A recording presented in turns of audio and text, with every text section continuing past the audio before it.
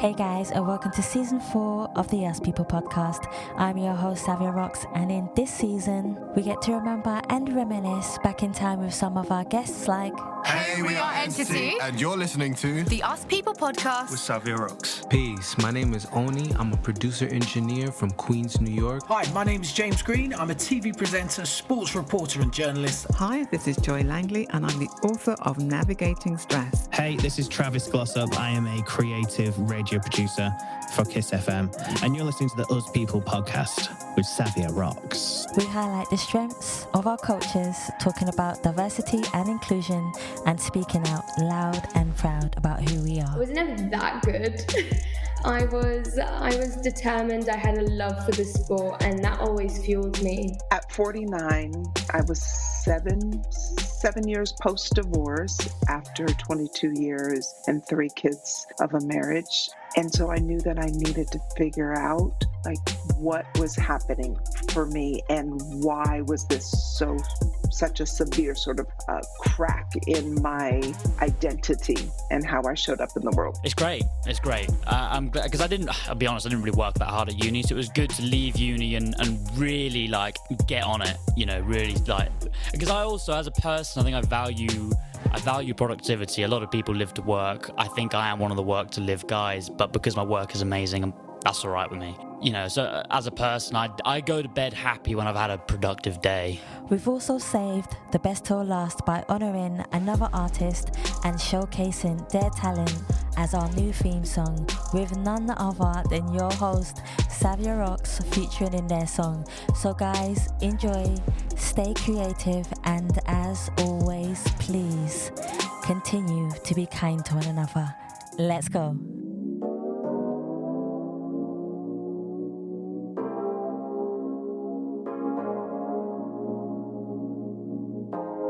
Hi, I'm Tom Watt, writer, actor, broadcaster, just trying to get away with it one way or another. You can hear all about it because I'm delighted to say I'm joining Savia Rocks on the Us People podcast.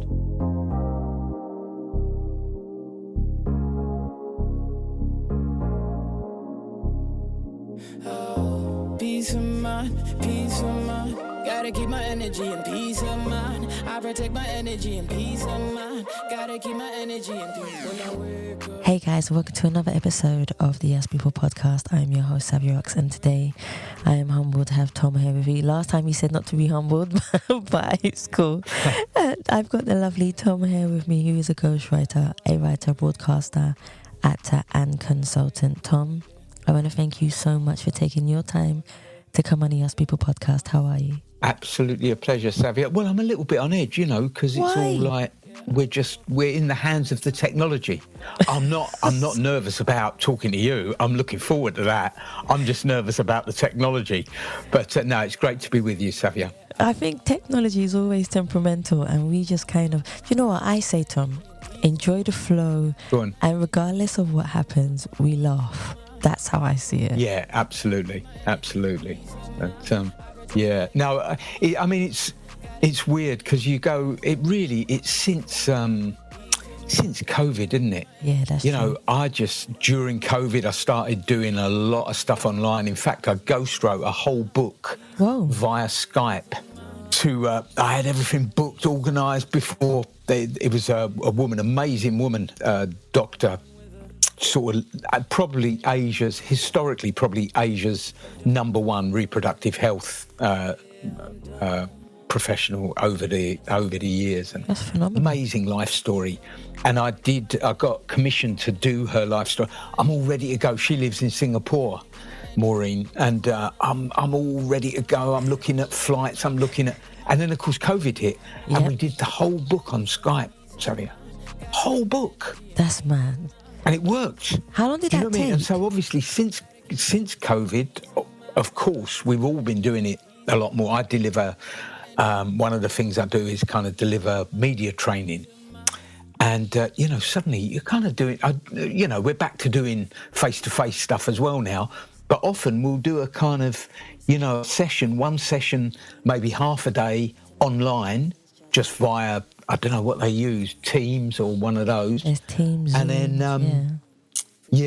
and then, to kind of put in a lot of the kind of information and the theory, and then we'll get together face to face to do sort of practice sessions with cameras and playback and stuff like that. So I guess things have, we're sort of aware of how right now we kind of rely on this sort of technology more than ever before. It's I think it's a way for us to be able to connect. I think more than anything, because we're human beings, we need the contact with other people, individuals. Well, that's it. So we need that connection. I'd rather be sat in a room with you, Savia, but there we are. Yeah, so do I. You know what, Tom? So do I.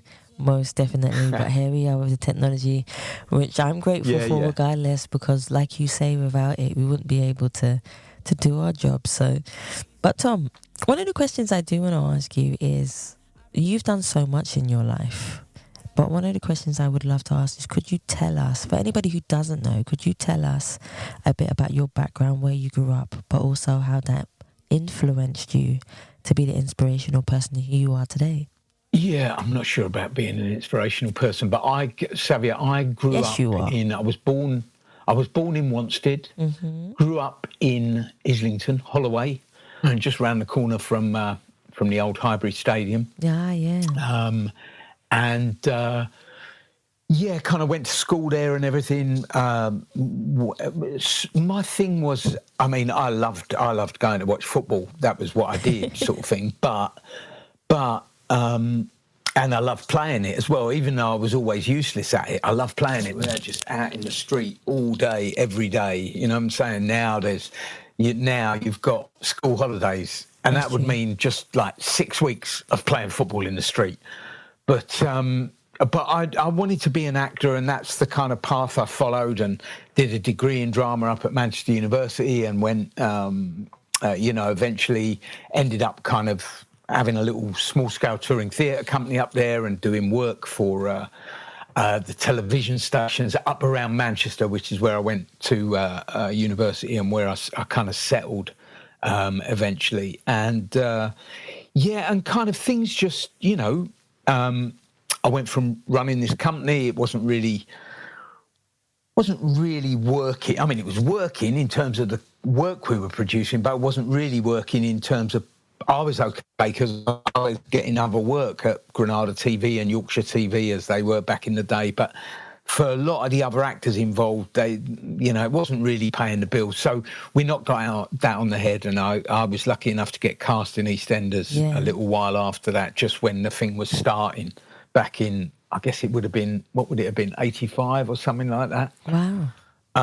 And really that sort of, that changed a lot of stuff for me, Savia, to be in a big show like that at the start, with 25 million people watching every episode and that stuff, that was a big thing. And obviously I kind of carried on with acting, but I think, to be honest, it was EastEnders really. And, I do love football, and I love kind of being around football, and was playing a lot of charity football and stuff. And at one point we had a little team going on there, the Walford Boys Club, like cast, members of the cast, and then one or two kind of mates who could play a bit, and that changed into the Arsenal ex-pro celeb. So I was playing, maybe 60 games of football a year, and I was just loving it.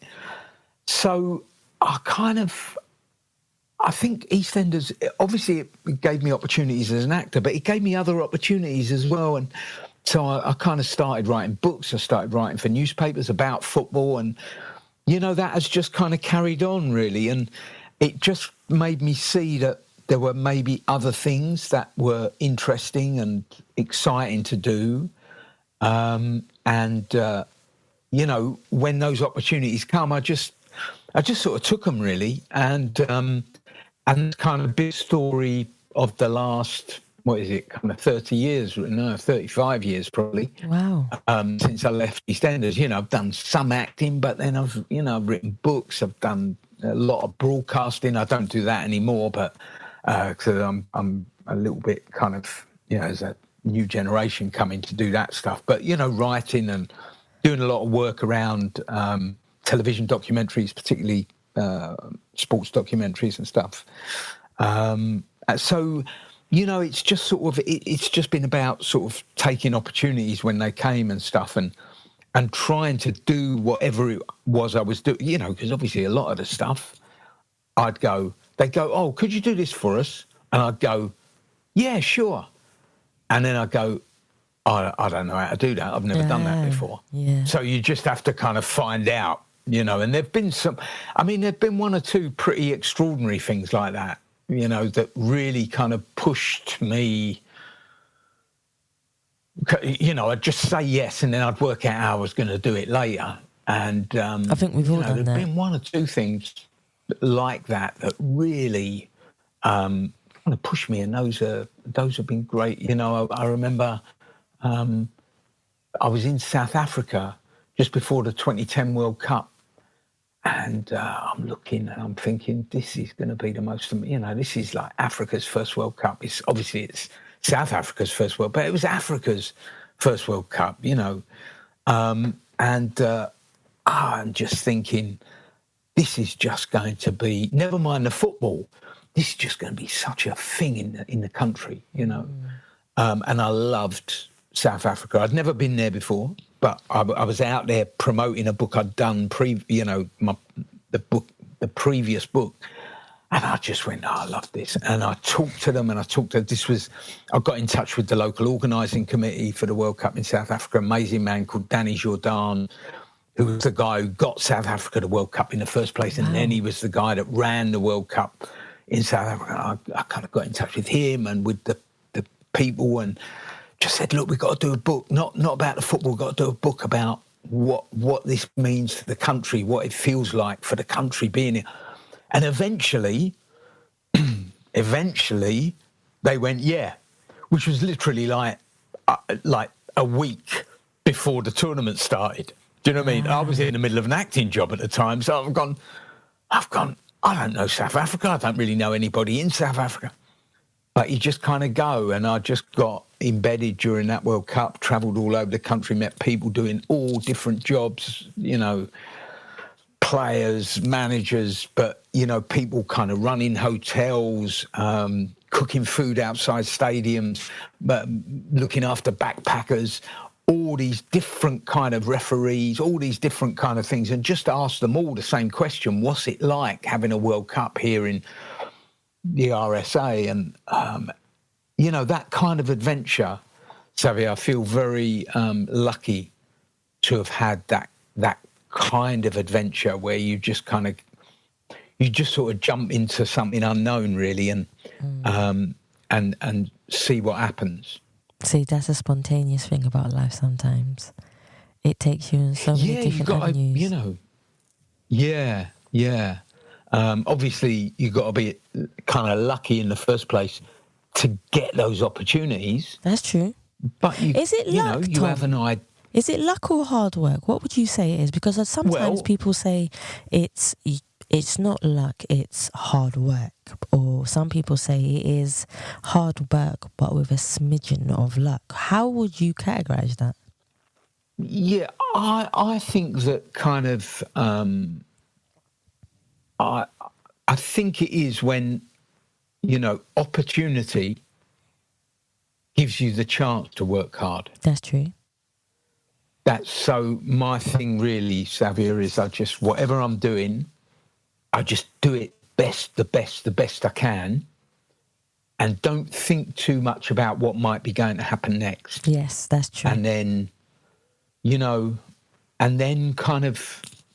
then you see what happens. So I think, I do think that kind of luck does definitely play a role. Because, I think about opportunities I've had, and although, then I was an actor, and I'm not sure I was all that lucky with the opportunities that presented themselves to me as an actor after being in Eastenders. Yeah. There were other opportunities that presented themselves that were just what I needed and what I wanted. Do you know what I mean? Yeah. Just to kind of to do new stuff and different stuff, and and here I am. I'm pushing on now, but I'm like, I've never been so busy as I am right now. It's just great. It's just great great stuff going on all the time. And I think so. I do think luck. I do think hard work. I also think, Savia, to be honest, I think it's very important to be realistic. Very true. You know, realistic about what you to try and be honest with yourself about, I'm good at this. Maybe there are other people that are better at this than me, so maybe I should, try. And like I say, I mean, I did broadcasting about football for years. I did all of them. BBC, Talk Sport, Arsenal's channels, writing for, pretty much every national newspaper about football and all that. But I just got to a point, Savia, and it's important, I think. You get to a point and you go, I'm watching other stuff. I'm watching where that whole thing has got to, and I'm thinking, well, if that's what people want, they probably don't really need me anymore, because, that's not really where I'm at and what I'm doing. So, you do need to be realistic enough with yourself to go, okay, maybe this is the time to move on from here. No, that makes total sense. I think everyone in our life, sometimes we know a point where we say, I'm done, or I'm finished, or I just need to move on, or another generation is taking over. It's like a cycle. We took over from other people who were doing it before, and then someone is naturally going to come and take over us. And that's not a bad thing, because thanks to us being there, we've most probably helped the generation before, and after, to understand the concepts of how things should be done, but now we can implement them in a different way. Yeah, maybe. Definitely, you kind of you learn from being around good people. Exactly. I like that. Although I've just been a kind of little, when it comes to filling in them forms, and they go, self-employed, sole trader. Do you know what I mean? I've just been this little one-person thing that's just. We always get targeted for that. Have you ever noticed that? I find. How do you mean? I sometimes find that people who are creative, like we are, anytime we need something and we go in and we are like self-employed, they always kind of target. Oh no, it's not. I mean, look, it comes with. Obviously there are sort of, it can make it tricky sometimes, if you're like, getting mortgages and stuff like that, it can make it a little tricky, because they go, you do what? What's going, can you show us evidence? 3 years accounts? I go, well, to be honest, I'd rather not, but, but you go, so that is, yes, it's a little bit tricky like that, but Savia, what it gives you is this incredible kind of freedom and license to, to get an idea in your head and go, I'm going to try and make this, do this, write this, whatever it is, put this on, produce it. And that kind of freedom to, to kind of do what you want. Exactly. Is the greatest blessing, really. I agree with you there. I do feel like, I have been very fortunate to have a whole kind of working life where, by and large, I've kind of done what I wanted to do. I see. And because I'm okay with, sometimes I'm doing okay sort of in the economic way. Sometimes I'm not doing so okay, but I'll sort of trust that I'll get by and it'll be all right. God bless my family for putting up with it. Aww. Do you know what I mean? You can carry on. You can carry on, and that sort of freedom to do what you feel is the right thing to come next that's something that I'm very grateful for, really. It's made a lot of things possible, and made, has led to me being involved in a lot of things which very, very satisfying. Do you know what I mean? Oh yeah. So yeah. I like that. Thank you so much, Tom. So Next question I'm going to ask you goes a little bit deeper, more into who you are as an individual and a person. So can I ask you, can you define yourself as a person, but also who you see when you look in the mirror from when you were younger till now? But in the mirror, what does your reflection say back to you? But on the flip side of that question, has there ever been a time where you have looked in the mirror, Tom, and not recognized the person staring back at you? How did you manage to go from a situation where you weren't necessarily 100% to bringing yourself back to being the positive, productive person that you wanted to be? That's quite a good question, Savia. It kind of happened once in my life, really. I think I only really needed one. Yeah. I think now I look and I go, you're getting old, boy. I look now, I go, but I'm really comfortable with the person I see. I like that. You know what I mean? I'm comfortable with that. But I would say that, when I was growing up,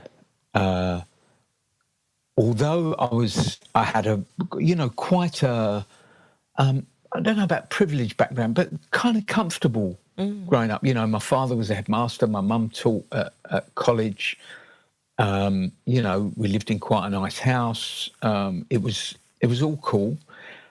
But I think I was quite, I was very, very kind of self-conscious. Maybe that was, maybe it was that self-consciousness that was why I kind of got interested in acting, the chance to go and be someone else, because I weren't 100% comfortable with being who I was. But maybe that's just a thing of growing up generally. I think, a lot of young people would, a lot of people, I think, when they're growing up, they experience that. It's to do with adolescence and teenage years and finding your way. But I tell you, the thing was, when I got cast in Eastenders, Savia. Yeah. And overnight, literally, it was almost overnight, suddenly I'm like going to the shops. I go to the shop for a pint of milk and there's people going, you look. And do you know what I mean? And I'll be honest with you, I've never really met anybody who has been in that situation. And I've whether in kind of the world of acting or whether it's in the world of football or in other worlds as well, where suddenly you get quote unquote, and I definitely mean quote unquote, famous. Yeah. When suddenly people kind of recognise you, want to talk to you, want to have a picture taken with you, want to have a laugh with you, want an autograph, all that stuff. It's a very, very strange thing, Savia. And to be honest, it goes to your head. It goes to your head. And I think that, and I've never met anybody who kind of cruised through that where it didn't go to their head. And I think the thing is how long it takes you to come back. Okay, so I was kind of lucky in that it didn't take me, I don't think it took me that long. Didn't take me that long to go, of course, it's not me that's famous. It's not me that people want to talk to. It's not me.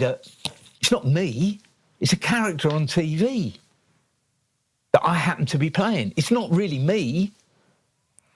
So when I kind of realised that, you kind of go, well, stop behaving like an idiot then. Yeah. Just get a bit of humility for a minute. Do you know what I mean? I think that was a real sort of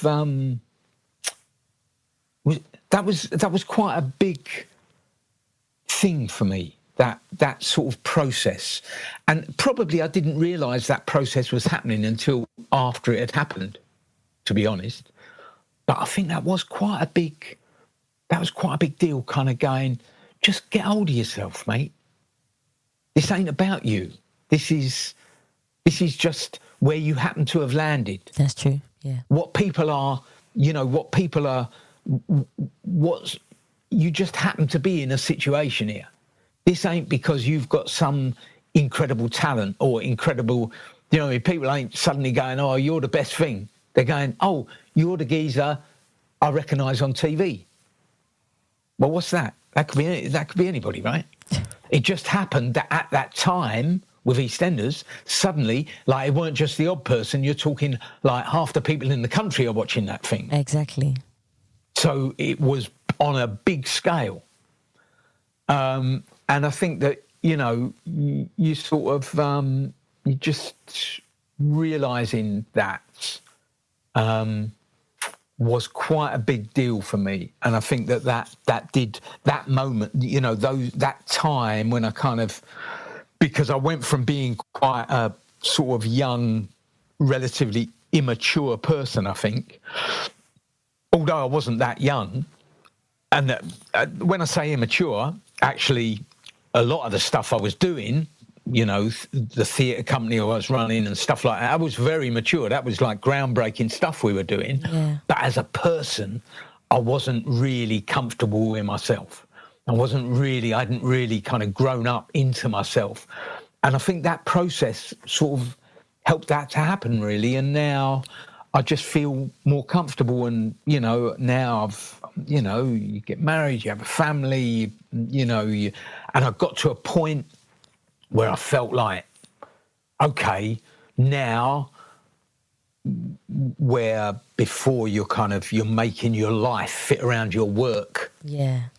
Like, suddenly I kind of went, like, I really like being with my wife. I've got a little boy here. I love him to bits. I'm going to make my work fit around my life. And that was another reason why I sort of changed from just being an actor and just pursuing that to maybe doing other things. Because obviously sort of writing books and stuff like that and, working on document, you can be flexible and you can be at home. And that was really important to me. So, now when I think about myself, I think about, I think about my family, first of all. That's what I think about. When I see myself, I see the person in the mirror is part of a family. He's a husband and a father. Probably not very good at either of them, but Don't they're really important that, Tom. to me. Don't say that. Well, no, I don't. Well, it's better if I say it than you talk to my wife or to my boy. For them to say it, isn't it? It's better if I say it myself. But doing the best I can. Listen, Tom. But that's what I see. I've always learned in life. That's what I see first of all. I learned in life, if you always do the best that you can, like you said, you do the best that you can in your work. So if you do the best that you can with your family, I'm sure they see that. I am abundantly sure that they see that. Yeah, and you can't do any more, Savia. Exactly. Oh, I'm not. I don't beat myself up when I say to you, probably, like husband and a father and stuff, and probably not very. I ain't beating myself up about that. Yeah. Because, like you say, you can only do. You do what you can do, and it's great. It's great. I like that. So now, maybe it's a thing that comes with age anyway, Savia. Now, I'm comfortable with who I am in a way that when I was, when I was 16, 17, even in my 20s, I could never imagine being comfortable with myself. It just was always quite... what? A lot of people say that to me. A lot of people say that when they were younger, they weren't comfortable with I think it is I don't think that is unique to me in any way. You just get to a point and you see with young people now, it's even more difficult because of the pressures of sort of social media and that, social media is a very judgmental place. It sure is. Very kind of, the tyranny of the normal and stuff. It's a real kind of difficult place in that way. But that sort of, where you kind of go, where you're just spending too much time thinking, what do other people think of me? Exactly. And it's like, most definitely. I totally agree with that one. can't affect that. There's nothing you can do. There's always going to be someone out there that's going to judge you based upon how you look, what you do, or how you do it, Tom. And that's and that's fine. That's fine. And I think that's part of. But all you can control, well, you can't even control it necessarily. But all you can be aware of is the fact that you can't control that. Yeah. And you can't spend all your time, which is what I spent as when I was younger, I think, and what I think a lot of young people spend time doing, is trying to be the person that other people want you to be, expect you to be, would admire you for being. Do you know what I mean? All of that would judge you positively for being. Looking outside of yourself for for recognition and a sense of self-worth and what have you. It's that's not a great situation. But I think it is a situation that most people go through. That's true. And I did, but it was quite extreme because it was happening when I'm in this show that many people are watching and people coming up to you and all of that. So, but I think I got through it okay. I definitely think you got through it okay. I think we all go through it at some point in our lives where we're like. One thing that I do want to ask you, what was it like when the first person, if you ever remember the first person who came up to you and wanted a picture, how did that particular moment feel? I don't remember. Because everyone after is kind of like, that's the part where you say it kind of goes to your head. But you don't remember the first person who came up to you ever. No. I just think, it's like, do you know what I mean? First you're surprised, then you're... it makes you feel good about yourself. Then you start thinking, leave me alone. And then you start going, don't be so stupid. This ain't about you. Yeah, this is about a situation you found yourself in. This is about somebody that's on... and Savia, that familiarity. So... I have only, generally speaking, I have always found people to be, and maybe that's partly to do with the nature of the character I played, but I've always found people to be warm and polite and kind of pleased, happy about, and the only time it ever is an issue is when people, when a drink's been taken. Yeah. So I don't take drink, so I always know when to walk away, so that's fine. But that's the only time there's ever an issue. But so I don't really, I remember the process, but I don't really remember particular when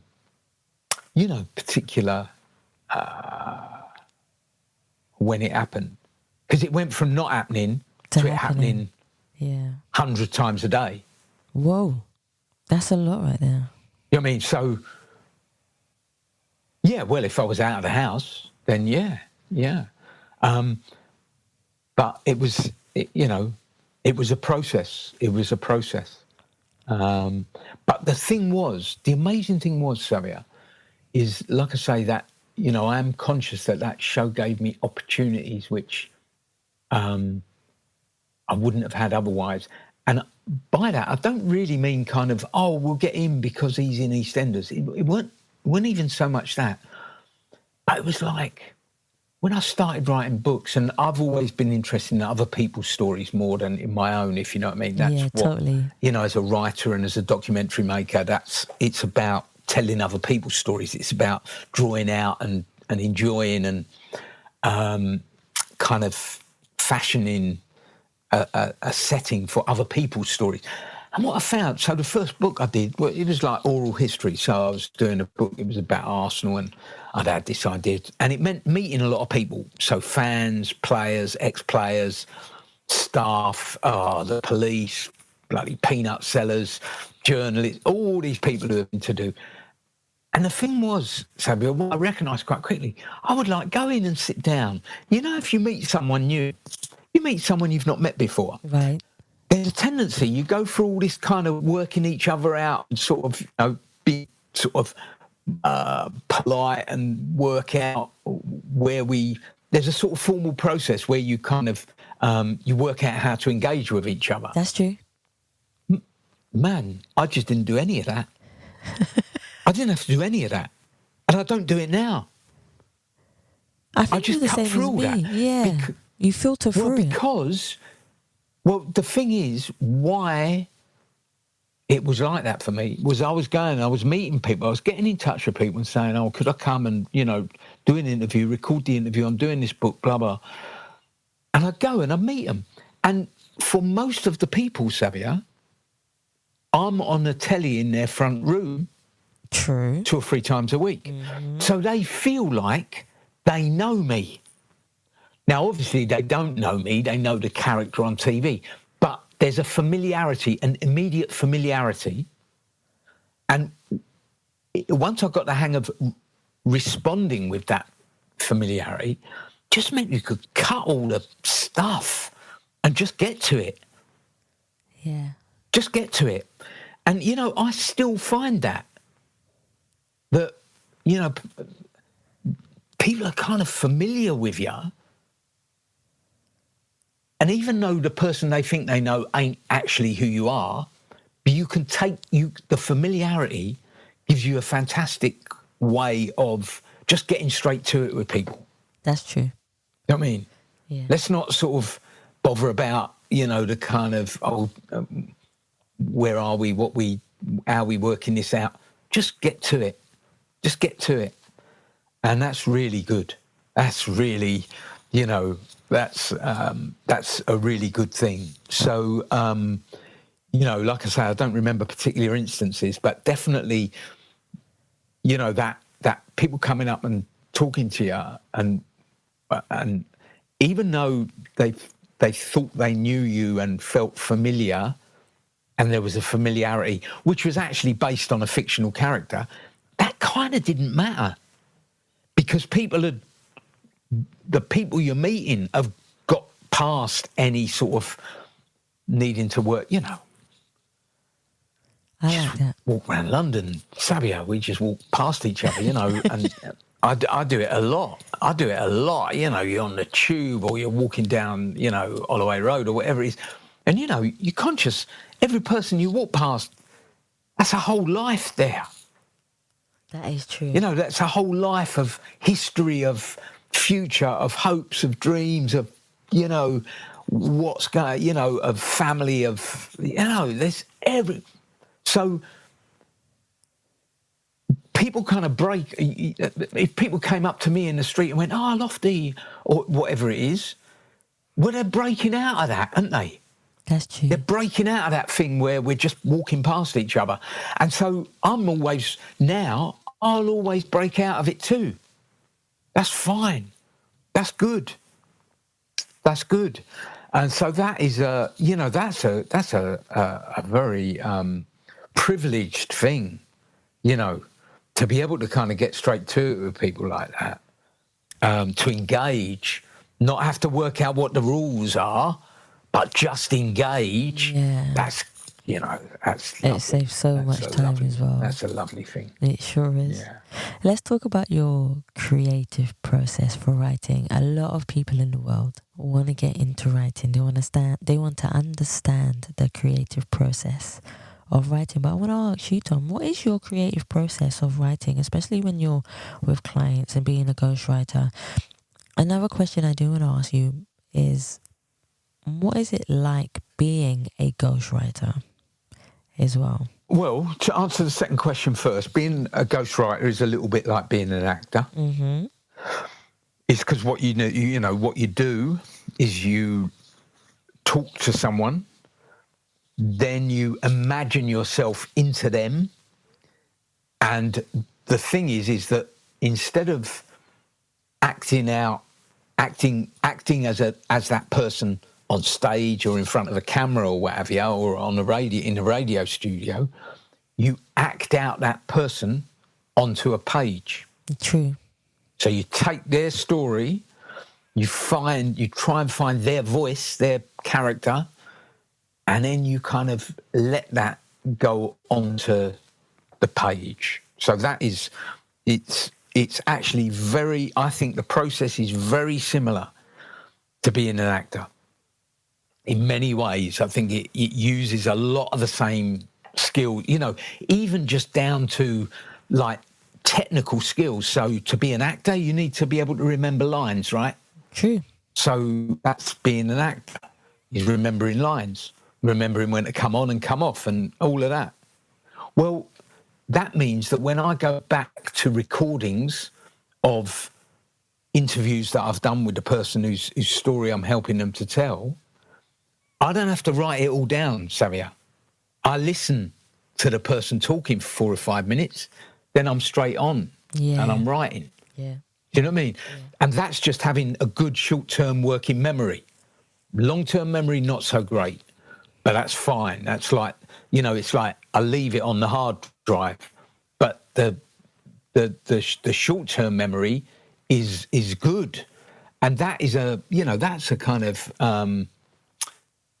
skill that came with, you learn with acting.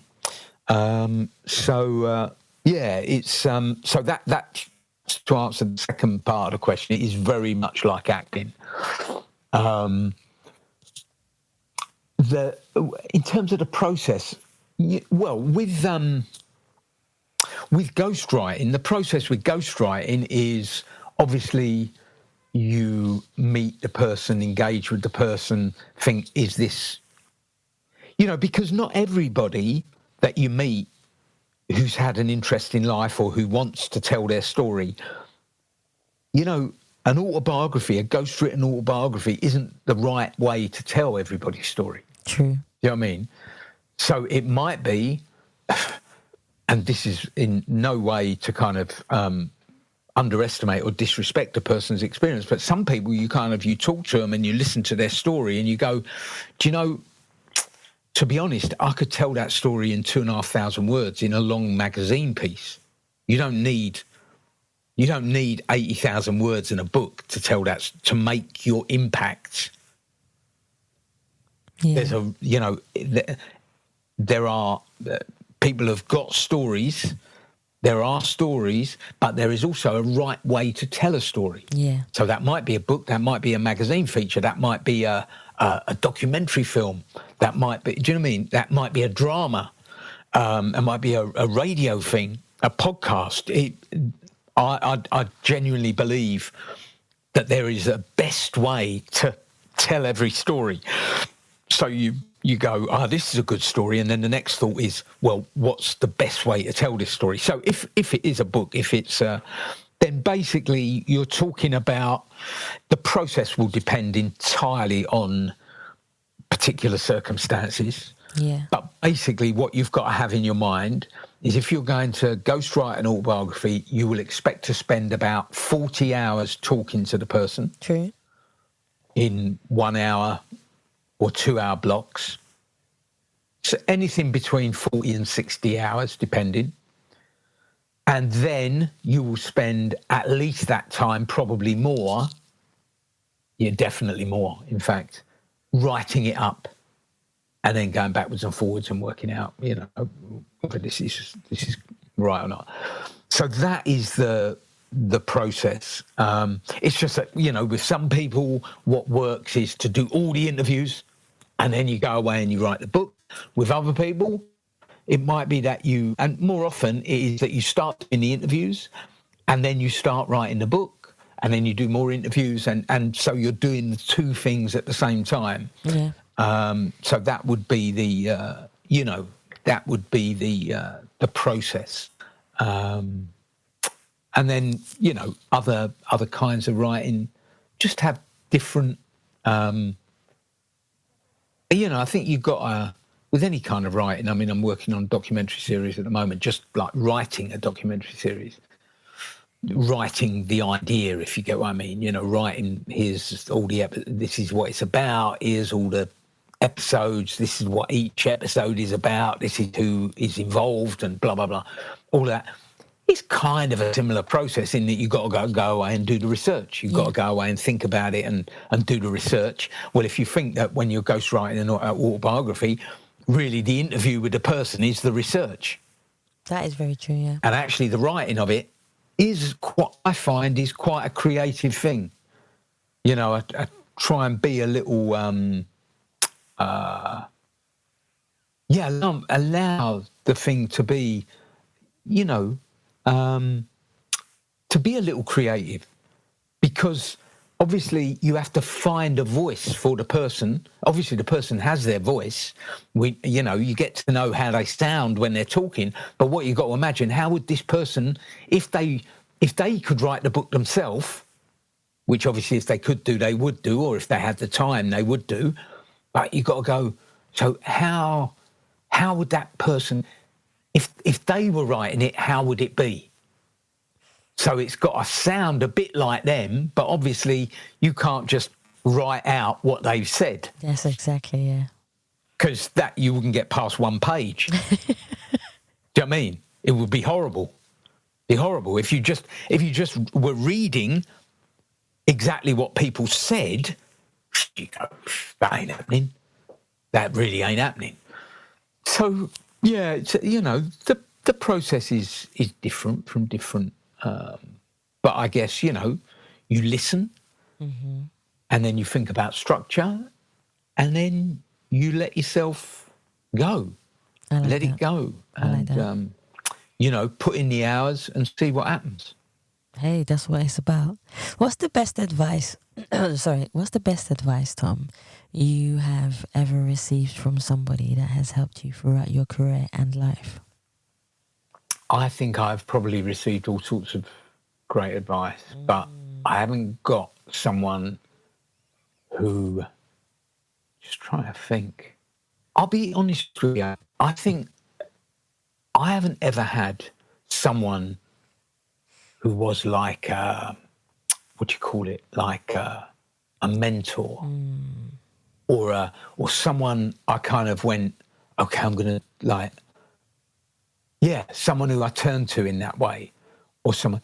I have always, for better or worse, I've always gone my own way. That's a good process. And I just gone my own way and try and work out my own thing, if you know what I mean. Because I always feel like other people who maybe are really good at what I would like to be as good at something as they are good at what they do, but they have their own way. True. They have found their own way. And I think, you know, if nothing else, stuff I've done a lot of stuff that nobody else has done. Okay, that is sort of like just. I've got a guy I work with quite a lot on documentary series.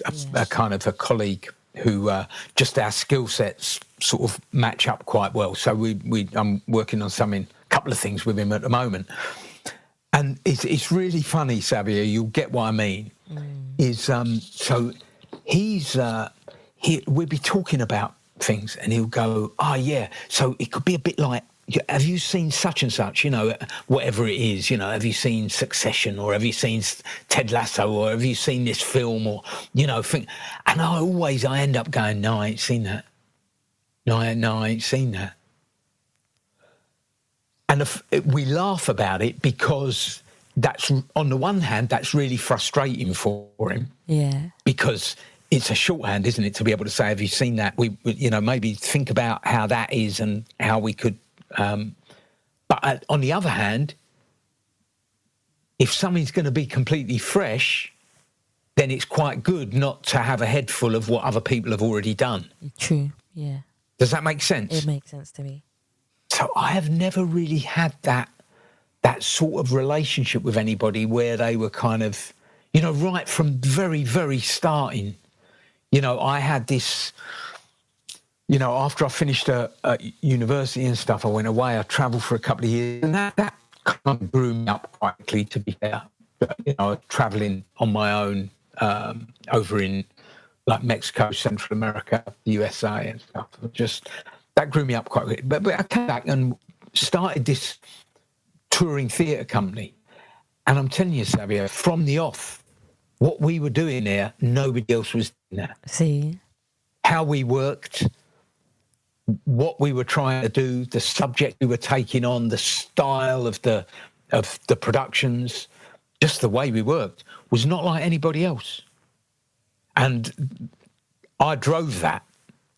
It was my idea, if you get what I mean.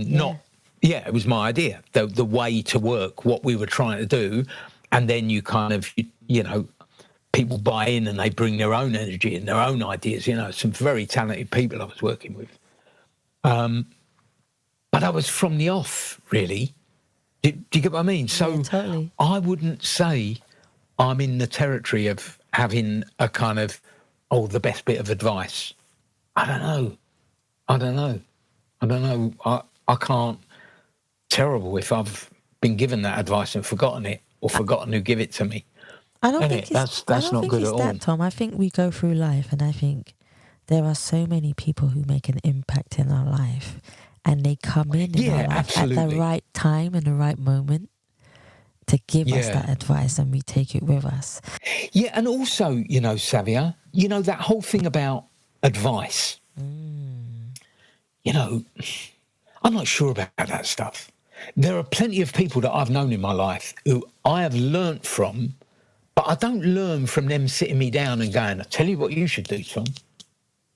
I learn just by being around them and watching, listening and seeing how, getting an understanding of how they do what they do and why they do what they do. And, exactly. You know what I mean? So, you know, I can think of countless numbers of people who've been like that.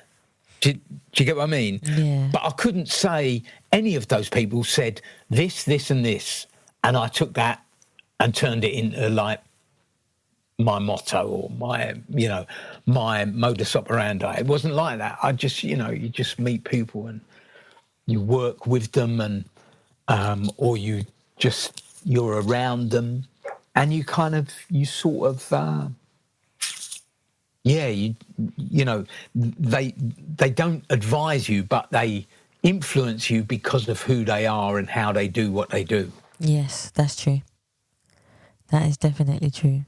And obviously that can work both ways. Either they influence you because you go, there's something about that I value and that I want to. And then there's other people you go, well, whatever I do, I ain't going to do it like that. That happens You've a got to be few realistic. times. No, absolutely. And there's a lot of that. There is, you know, definitely. and that's really important. That is as important, you know, to recognise the people who are, and then also recognise the people who you go, no, I'm not having that. I'm not going to do it that way. Yeah, that's not for me. No, that makes sense. That makes sense. I've only got two more for you, Tom. And my second to last one is, what would you like your legacy to be in this world? Only when you feel like you've done the abundance of what you can do, how would you like people to remember you? As my son's father. Oh, hey. That's a good enough answer. That's it. That's a good enough answer. That is beginning, middle, end, Savia. Yep. That is it. So I was down at a pre-season friendly down at the local football club the other day. Saturday. You know, I'd go and watch. I got a season ticket down there and stuff, you know, just my little local team playing League One. They had a pre-season friendly. I go down. I like it. Usually I go and stand behind the goal because it reminds me of how it was when I was young watching football. But pre-season friendlies, I'll tend to go in the director's box because I'll meet up with everybody, you know, see people from, you know, and just get the gossip and just, you know, get a nice fresh cup of tea and all that. Anyway, my son, he stewards. He's a steward at the club. So, you know, he's all badged up with his security stuff and all that. So he stewards and he loves it. He really, really enjoys it. Loves working there. He doesn't really kind of support the team or anything like that. Yeah. He's Arsenal. He's all, you know, he's just, all he wants to know is Arsenal, really. But he loves working there. Anyway, what we'll often do is we'll work out he has to be there quite early, but that's fine. I'll take him down early. So we just go in car. I'll take him down early, drop him off. He'll start work. I'll go off. I'll go to the gym, go and have a bite of lunch, get back for the game, right?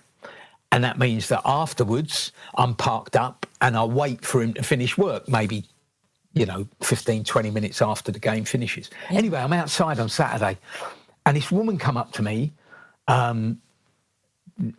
older lady. No, well, no, not that old, but she was also a steward. And she came up to me and she went, "Oh, are you Roland's father?" And I went, "Yeah." And she just went, "He is such a lovely young man." Oh. And you just go, "Phew." You know what I'm saying? Yeah. That's me. I get, the things that I get a buzz off, Savia. Things I get a buzz off. My dad was a headmaster at a secondary school, a couple of secondary schools in Islington, Holloway, and then a school called Tolleton Park, which became George Orwell. And I'll still have people come up to me now who go, "You're Tom Watt, aren't you?" And you think, oh, they maybe want to talk about, Eastenders, or they want to talk about football, or and they go, your dad was my headmaster. He was brilliant. I get such a buzz off that. Or like my brother, for example, my brother was he was a GP for many years. I remember I was working at BBC London. I've come out, so they were down in Marylebone High Street there. I come out the studios to go and get a sandwich or something like that. And this geezer just was stood in front of me. All of a sudden he went, "Oh, you're Tom Watt, aren't you? You're Tom Watt." I went, "Yeah." So you think, oh, maybe he's going to, he's been listening to the radio show or whatever it is. And he goes, "Yeah, your brother's David, right?" And I've gone, "Yeah." He said, "Your brother saved my life." Oh, wow. That's what I get a buzz off. So if I see that, I see my dad was a really, my dad, my brother, my son. That's me. Because that's all there is, Savia. That is true. For me, that's all there is.